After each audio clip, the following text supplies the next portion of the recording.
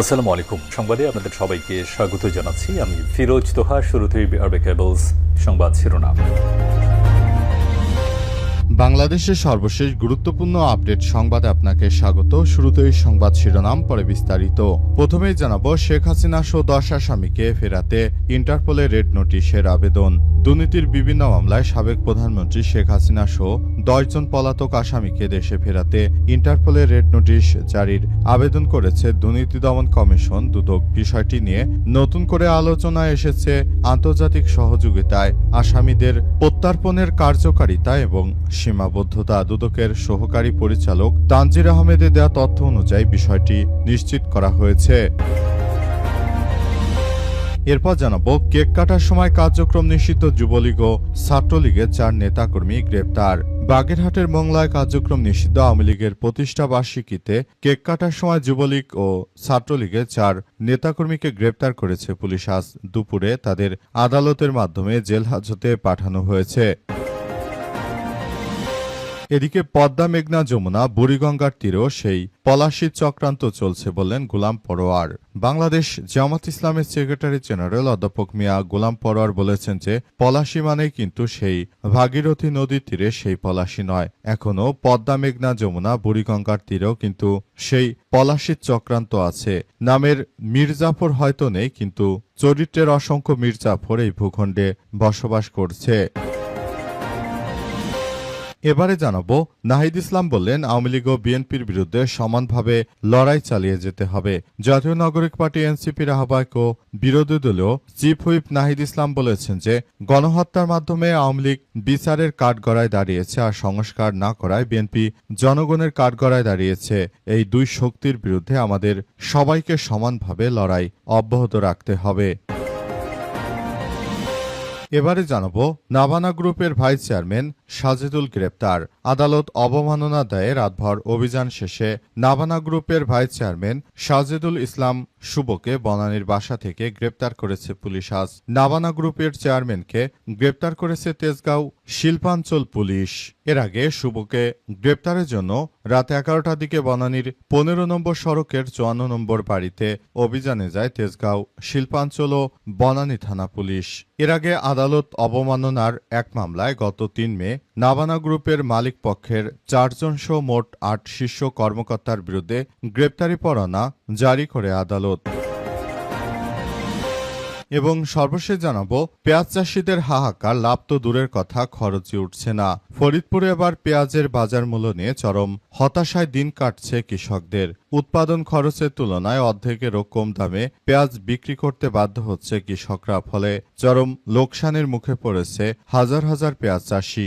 জানা গেছে যে বাজারে প্রতি মণ পেঁয়াজ 800 থেকে 900 টাকায় বিক্রি হলেও উৎপাদন খরচ 1600 টাকা। ফলে কৃষকদের মাথায় হাত। প্রিয় দর্শক, এতক্ষণ শুনছিলেন সংবাদ শিরোনাম, এবারে বিস্তারিত। তবে তার আগে বন্ধুরা, অনুরোধ থাকবে এই সংবাদটিতে একটি লাইক দিন। এই চ্যানেলে আপনি নতুন হয়ে থাকলে আমাদের সংবাদটি দেখতে দেখতে চ্যানেলটি সাবস্ক্রাইব করে রাখুন। কমেন্ট করে বন্ধুরা আপনার মূল্যবান মতামত জানিয়ে দিন আপনি বিশ্বের কোন দেশ থেকে বা বাংলাদেশের কোন স্থান থেকে আমাদের সংবাদটি দেখছেন এবং শুনছেন। আর বন্ধুরা, সংবাদটি আপনার সোশ্যাল মিডিয়া ফেসবুকে শেয়ার করে বন্ধুদেরও দেখার সুযোগ করে দিন। আজকের এই সংবাদ সম্পর্কে আপনার মূল্যবান মতামত কমেন্ট বক্সে কমেন্ট করে জানিয়ে দিন। গাজা যুদ্ধে আপনি যদি নিরীহ ফিলিস্তিনিদের ভালোবেসে থাকেন বন্ধুরা, কমেন্টে ইয়েস লিখে পুরো বিশ্ববাসীকে আমাদের এই তাজা আপডেট সংবাদটি দেখার সুযোগ করে দিন। এবারে বিস্তারিত। শেখ হাসিনা সহ 10 আসামিকে ফেরাতে ইন্টারপোলে রেড নোটিশ জারির আবেদন। দুর্নীতি সহ বিভিন্ন মামলায় সাবেক প্রধানমন্ত্রী শেখ হাসিনা সহ 10 জন পলাতক আসামিকে দেশে ফেরাতে ইন্টারপোলের রেড নোটিশ জারির আবেদন করেছে দুর্নীতি দমন কমিশন দুদক। আজ বিষয়টি নিয়ে নতুন করে আলোচনায় এসেছে আন্তর্জাতিক সহযোগিতায় আসামিদের প্রত্যর্পণের কার্যকারিতা ও সীমাবদ্ধতা।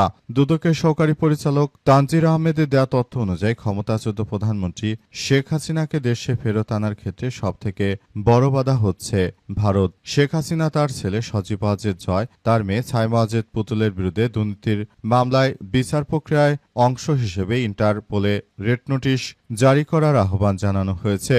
জানা গেছে যে বিগত ১৭ বছর ধরে বাংলাদেশকে একদম ধ্বংস করেছে আওয়ামী পরিবারের লোকজনের সদস্যরা। এই কারণে বিএনপি চায় যে আওয়ামী লীগের যারা রয়েছে তাদেরকে ইন্টারপোলের মাধ্যমে বাংলাদেশে ফেরত এনে তারপর তাদের সবাইকে বিচারের আওতায় নিয়ে আসতে মূলত এজন্য বিএনপি এই ধরনের কার্যক্রম শুরু করেছে। এর আগে বেনজির আহমেদকে গ্রেপ্তারের পর বিষয়গুলো নিয়ে সবার মনে আরো কৌতূহল শুরু হয়েছে। বিশেষ করে পালিয়ে যাওয়া আওয়ামী লীগের নেতাকর্মীরা তারা বিদেশে থাকাকালীন কিন্তু বিভিন্ন বিষয় নিয়ে তারা সবাইকে খুবই গুরুত্ব সহকারে দেখভাল করছে। সবাই যেন খুব ভালোভাবে এই দেশে আইন মেনে তারপর চলতে পারে এমন কিছু তারা করতে চায় বলে বিএনপির পক্ষ থেকে বলা হয়েছে। বিএনপির পক্ষ থেকে আরো বলা হয়েছে যে আমরা এমন একটি কার্যক্রম আসলে চালাতে চাই যাতে করে সারা বাংলাদেশের মানুষ এই বিষয়গুলো নিয়ে খুবই গুরুত্ব সহকারে সবকিছু করতে পারে। দেশটা বাংলাদেশের সবার, সুতরাং আমাদের সবাইকে এই সব বিষয়গুলো নিয়ে খুবই গুরুত্ব সহকারে ভাবতে হবে। আরো বলা হয়েছে যে এই বিষয়গুলো নিয়ে সবাই একযোগে কার্যক্রম চালিয়ে যেতে হবে। কেক কাটার সময় কার্যক্রম নিষিদ্ধ যুবলীগও নিষিদ্ধ ছাত্রলীগের 4 নেতাকর্মী গ্রেপ্তার। বাগেরহাটায় মংলায় আওয়ামী লীগের প্রতিষ্ঠা বার্ষিকী উপলক্ষে আওয়ামী লীগের 4 জন নেতাকর্মীকে আটক করা হয়েছে। জানা গেছে যে তারা কেক কাটছিল বলে জানা গেছে। মূলত কার্যক্রম নিষিদ্ধ আওয়ামী লীগের কোনো নেতাকর্মী যেন কোনো ধরনের কার্যক্রম দেশে চালাতে না পারে সে ব্যাপারে সবাইকে সতর্ক করেছে পুলিশের সদস্যরা।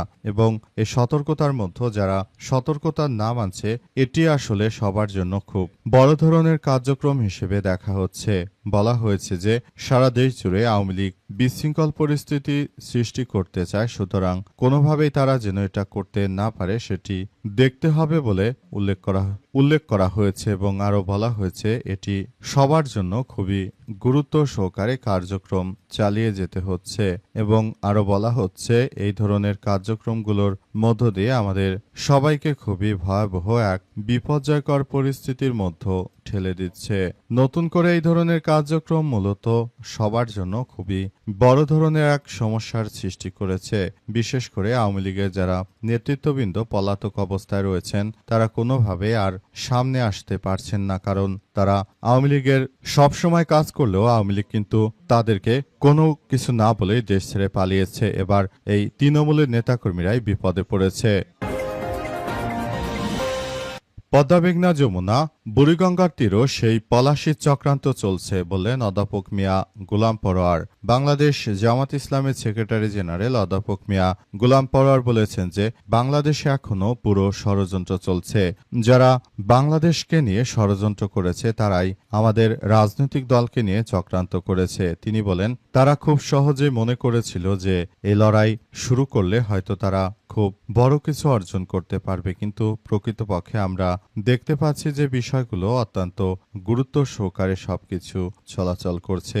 বর্তমান সময়ে যে ধরনের কার্যক্রম আসলে চলমান রয়েছে এই কার্যক্রমের মধ্য দিয়ে আমরা বলতে চাই সরকার আসলে কি করছে সেটা জানি না, তবে সরকারের মধ্যে অনেকেই চক্রান্ত করছে বলে অভিযোগ করেছেন গোলাম পরোয়ার। তিনি বলেন পলাশির প্রান্তরে সেদিন নবাব সিরাজউদ্দৌলাকে যে চক্রান্ত করে হারিয়ে দেওয়া হয়েছিল, এখন তারেক রহমানকেও দেখা যাচ্ছে চক্রান্ত করে হারিয়ে দিচ্ছে তার দলের নেতাকর্মীরাই। মূলত তারেক রহমানকে এসব বিষয় নিয়ে খুবই গভীরভাবে কার্যক্রম চালাতে হবে। তিনি যদি এটা করতে না পারেন তাহলে আগামীতে তার দলের জন্য এক ভয়াবহ সংকটময় পরিস্থিতি অপেক্ষা করছে বলে জানান তিনি। তাই তিনি আরো জানিয়েছেন যে তাই সবাইকে বলতে চাই এখনো সময় আছে, আপনারা যার যার জায়গা থেকে এই কার্যক্রমগুলো খুব সুন্দরভাবে গড়ে তুলুন।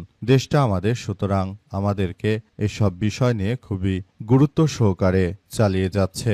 মোট কথা যে ধরনের সমস্যাগুলো আসলে শুরু হয়েছে এটি আমাদের সবার জন্য এক ভয়াবহ বিপর্যয়কর পরিস্থিতি তৈরি করবে।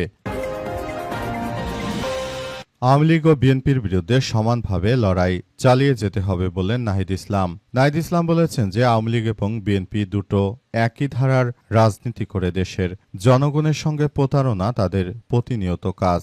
তিনি বলেছেন, তাই আমি বলতে চাই এসব রাজনৈতিক নেতাকর্মীদের বিরুদ্ধে আসলে সবাইকে খুবই সতর্ক থাকতে হবে। আওয়ামী লীগ তারা দেশে গণহত্যা করেছে, আর বিএনপি তারা মূলত এমন কিছু করেছে যেটা আমরা আসলে শুরু হয়েছে আমরা মনে করি আওয়ামী লীগের বিচার না করে বিএনপি আবারও গণহত্যার দিকে এগিয়ে যাচ্ছে। তাদের বিরুদ্ধে আমাদের নতুন করে এমন কিছু করতে হবে যাতে করে কোনো বড় ধরনের সমস্যা আসলে সৃষ্টি না হতে পারে, সেই বিষয়গুলো খুবই গুরুত্ব সহকারে দেখা হচ্ছে। এই ঘটনার পর আসলে নতুন করে বড় ধরনের সমস্যার সৃষ্টি হয়েছে, তাই বিষয়গুলো নিয়ে সবাই খুবই গুরুত্ব সহকারে কার্যক্রম চালিয়ে যাচ্ছে বলে উল্লেখ করা হয়েছে। এবং নাহিদ ইসলাম বলেছেন যে এই স্বৈরাচারী রাজনৈতিক দলের বিরুদ্ধে আসলে এখনই সবাইকে এগিয়ে আসতে হবে। যদি এটা না করা যায় তাহলে আমাদের সবার জন্য বর্তমানে সবথেকে বড় বিপর্যয়কর এক পরিস্থিতি অপেক্ষা করছে।